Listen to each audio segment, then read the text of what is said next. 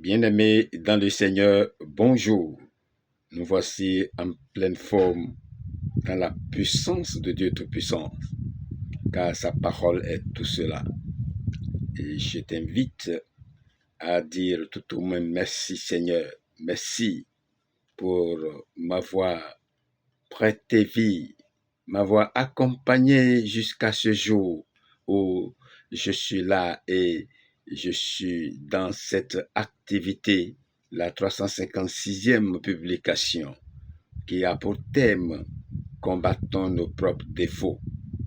Et Jérémie chapitre 14, verset 7 à 10, verset 19 à 22, Luc verset 18, verset 9 à 14, qui est l'évangile de Jésus-Christ, sont ces deux textes qui seront avec nous pour vous dire comment nous pouvons combattre notre propre défaut, de quelle manière nous pouvons le faire avec succès. C'est de cela il s'agit.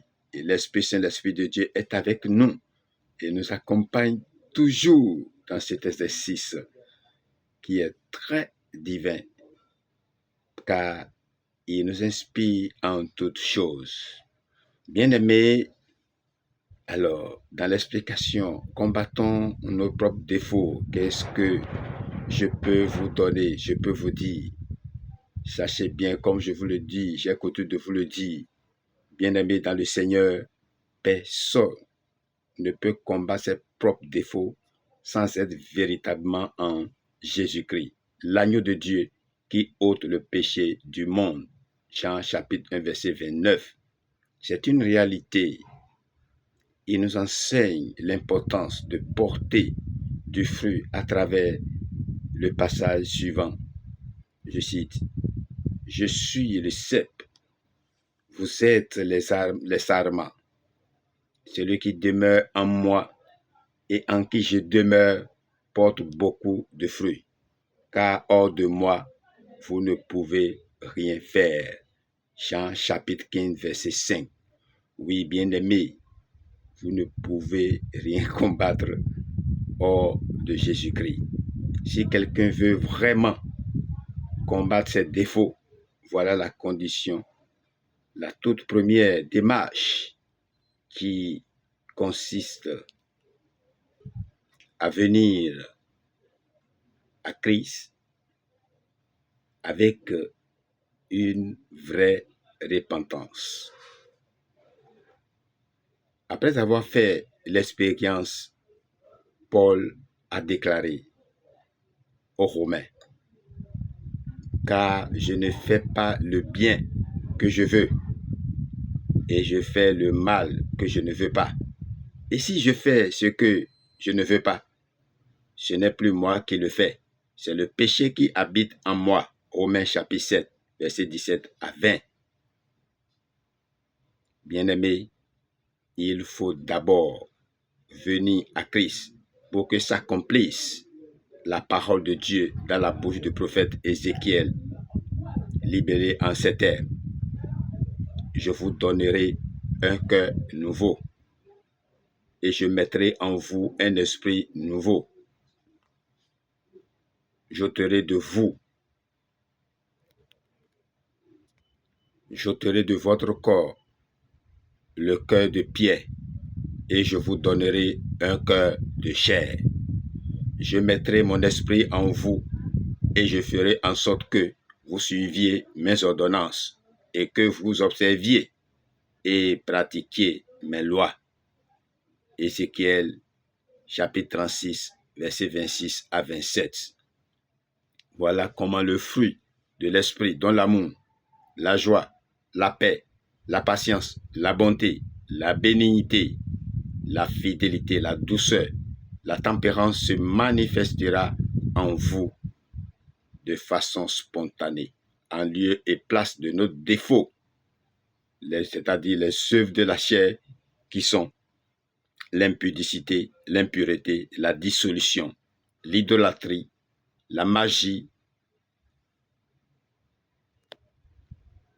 les inimitiés, les querelles, les jalousies, les animosités, les disputes, les divisions, les sectes. C'est ainsi que vous aurez un cœur bienveillant après vous avoir confié au Seigneur dans le désir de vivre dans la miséricorde. Car ce que dit la bouche, c'est ce qui déborde du cœur. Luc chapitre 6, verset 45. Je voudrais, bien aimé, que vous reteniez que le combat n'est pas charnel. Comme je vous le dis toujours, je l'ai martelé dans les thèmes précédents. Ce combat est plutôt spirituel. C'est l'œuvre de l'Esprit Saint de Dieu en tout racheté. Nous allons donc vivre un peu l'exemple de Jérémie dans le premier texte et celui du publicain dans le second. Voyez-vous, dans le premier texte, Jérémie, chapitre 14, verset 7 à 10, 19 à 22, Dieu parle à Israël non seulement par la voix de Jérémie, mais aussi en lui envoyant la sécheresse et la famine. Le prophète, malheureusement, il est seul à le faire, confesse les iniquités de son peuple et supplie l'Éternel pour lui. Dans son amour pour ce peuple, il ne peut pas se résoudre, du moins, il ne peut pas se résoudre à ne plus prier pour lui. Il n'a aucun argument à faire valoir en sa faveur. Alors, il demande, agis à cause de ton nom, versets 7 et 20, 21. Ézéchiel 20, verset 9. Daniel, chapitre 9, verset 19. Tel est bien le motif le plus élevé pour demander à Dieu d'intervenir. En son temps, Josué a aussi fait valoir ce même argument du moins. Que feras-tu pour ton grand nom? Josué chapitre 7, verset 9. De notre côté, tout est misère. Que pouvons-nous invoquer pour faire agir le bras de Dieu? Une seule chose, le nom de Jésus. Lui-même nous en a révélé le merveilleux pouvoir. Jean 15, verset 16. Le Père ne peut ne pas répondre aux prières qui lui sont adressées en ce nom qu'il aime. Et si nous confessons nos péchés, ce que le peuple ne veut pas faire, il est fidèle et juste pour nous. Il est fidèle et juste pour nous pardonner nos péchés et nous purifier de toute iniquité. 1 Jean, chapitre 1, verset 9. Bien-aimés, Jérémie et ces personnes dont on a cité ne peuvent pas faire autrement parce que Dieu est avec eux. C'est de façon spontanée. Jérémie ne peut pas faire autrement. Il ne peut rien faire que de prier en faveur de son peuple. C'est à cela que nous reconnaissons les vrais enfants de Dieu.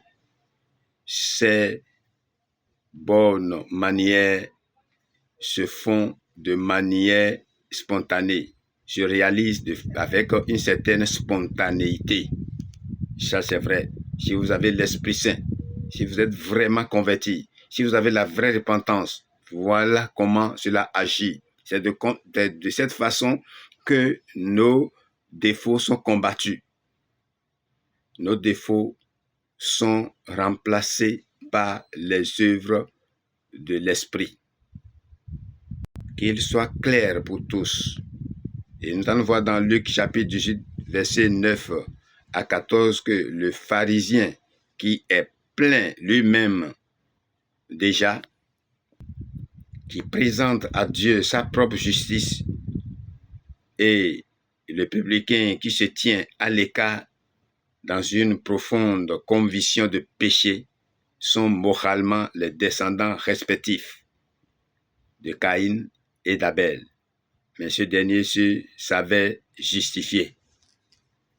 Le seul titre qui nous donne le droit de nous approcher de Dieu est celui de pécheur. Il est humiliant pour l'homme d'avoir à mettre de côté à la fois ses œuvres, verset 11, et aussi ses raisonnements, sa sagesse, son expérience. Mais les vérités divines du royaume ne peuvent être saisies que par la simple foi, dont la confiance du petit enfant nous offre une image si touchante. Le Seigneur, lorsqu'il viendra, trouvera-t-il en nous une telle foi? Verset 8. Alors, garde ta foi, bien-aimé, dans le Seigneur, et que l'Esprit de Dieu demeure en toi éternellement. Et tu pourras avoir le dessus sur toutes choses. Tu pourras mener tout bon combat qui convient à un enfant de Dieu de pouvoir faire durant son séjour sur cette terre, car nous tous nous irons rendre compte un jour de nos œuvres acquis de droit. C'est pourquoi ce cantique est très important. 502 du cantique Go Nouveau.